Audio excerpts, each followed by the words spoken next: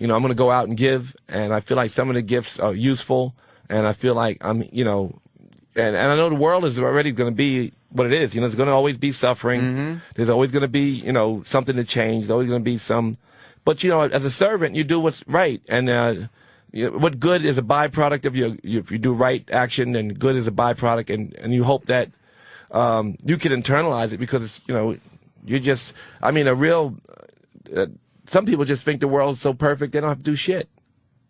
And they just, they're just a servant, but they've given away action completely. Mm-hmm. And I think that's kind of the way I want to believe it. Just go and give and don't worry. Is it more spiritually based, or is it like karmic, or you? It's kind of karmic, spiritual stuff, and the sacrifice is cleansing and good, and it's the work is prayer, and that's it. You don't worry about. You can't always worry about result because. Then then it could pile up on you. Yeah, you only have control over your actions, not the results. Do you feel you're sacrificing enjoying other things in life for maybe something that that you're looking for in the afterlife, or what afterlife? I don't know. I don't know. I don't know if I'm gonna be a snail. What the fuck's gonna happen? I just find that like people want satisfaction now.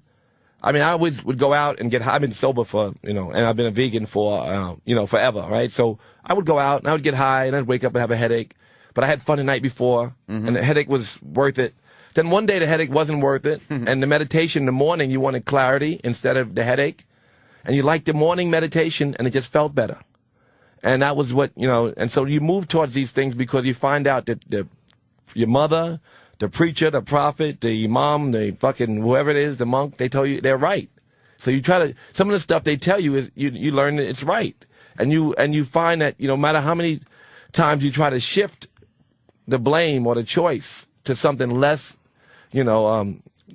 holy. I don't mean holy like holy. I mean, something, you find it, yeah, they were right. Mm-hmm. So you get your ass whipped and you come back to operating in order. It just seems like such a chore, and this is selfish me talking, such a chore to be so motivated to do so much help. I'm a yogi, not a priest. I'm fucked up with a lot of things. I accept that, I'm confused about pussy. Should I not say that? Well, please say it. Yeah, I love it. I struggle with, that. I live on 7th Avenue. I'm surrounded by beautiful girls. I know I'm going to be somebody's bitch again, but in the short term, I'm not quite right. When you said confused about pussy, I thought we had a bond over trannies. You know how much that hurt? Oh, was I ready to... He's a funny motherfucker. Oh, that's good. I was ready to jump in with both feet. Your reality show is about the women behind the men. Yes, right? So that's not about those girls. They're my heroes. I work for them. Yeah, and that's what I read about your show. Is that the case? Are you... I have one girl who's been with me for 27 years. Her name is Simone. Last episode, she laid nude in a pool of blood on 42nd Street, covered with plastic, like produce, fresh produce. And she's since become, and always was, an animal rights hero in the activist community. So that was one of her protests. She's been laying nude in pools of blood and with red, bloody, fake fur and whatever, forever.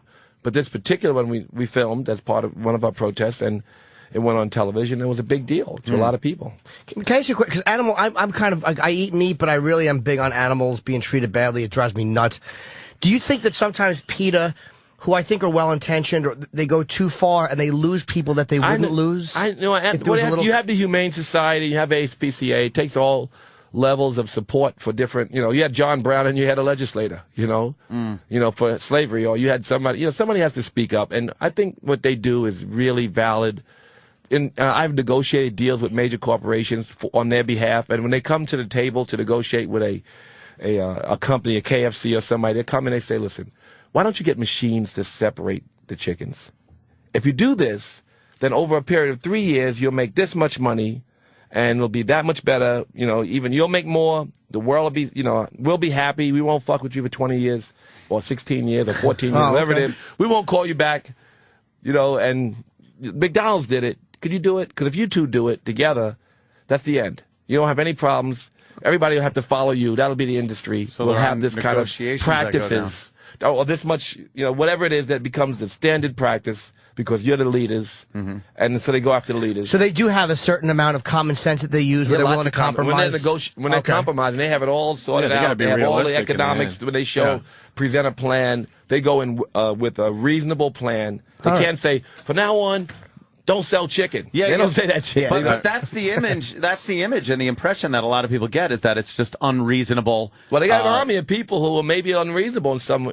I mean, in regards to someone else's business. They say you are causing suffering, so much so that the karma, the planet, everybody is being burned by you, and we hate you. And then they come in and say, let's move it one step at a time and negotiate the deals.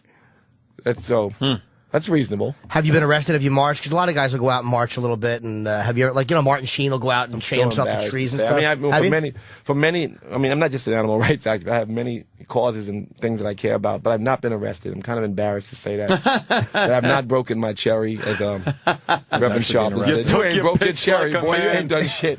Do you want to be arrested for one of these causes? No. I want to be. Fuck no. Do I want to get arrested? Obviously, well, no. I mean, But you would, though. Yeah, I would. Yeah. Depends on which. I mean, not depend. Anything like. Why do we jump past the he's confused with pussy thing? Well, I don't know. We can get back to that. I'm pleased. The show is called Running Russell Simmons. All right. Tuesday on Oxygen. Tuesdays at 10 o'clock on Oxygen. Yeah, the first show we had 200 Victoria's Secret models, and they raised, and someone Sports Illustrated and Victoria's Secret, and we raised $400,000 for building up.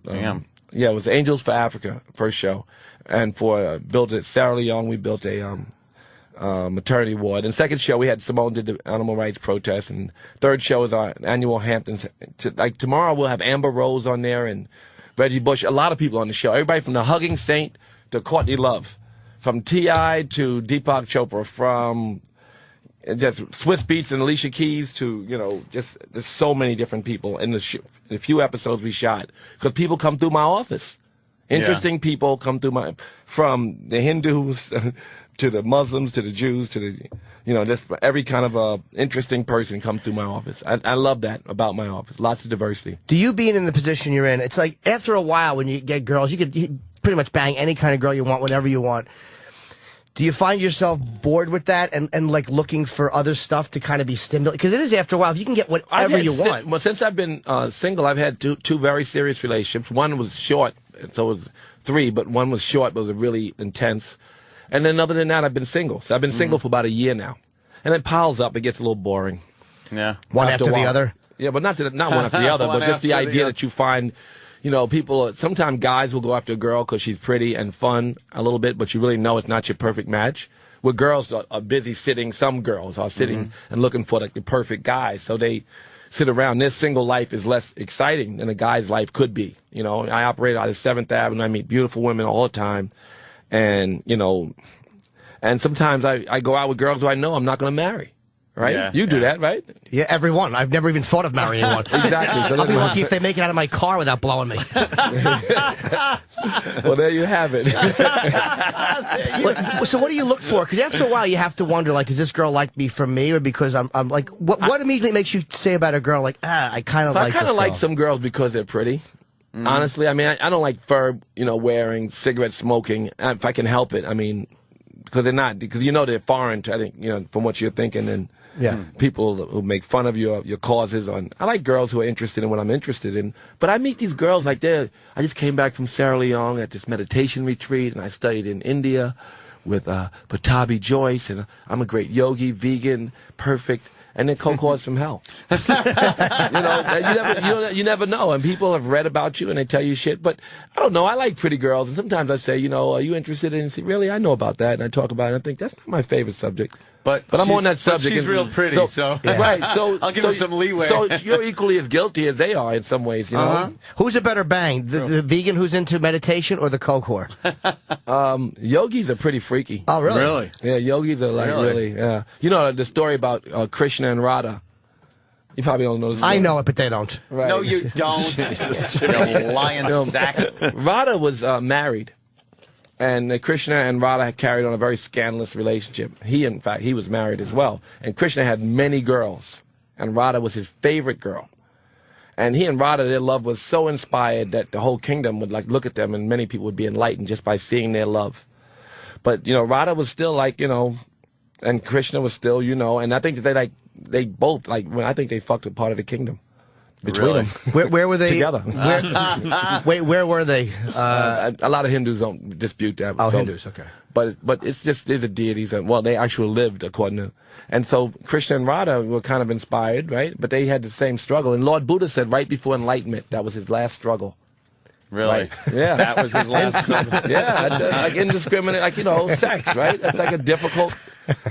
For most, people, like you look at Solomon, they got problems. We got problems. Yeah. I really like Russell because I know this is a guy who likes to fuck.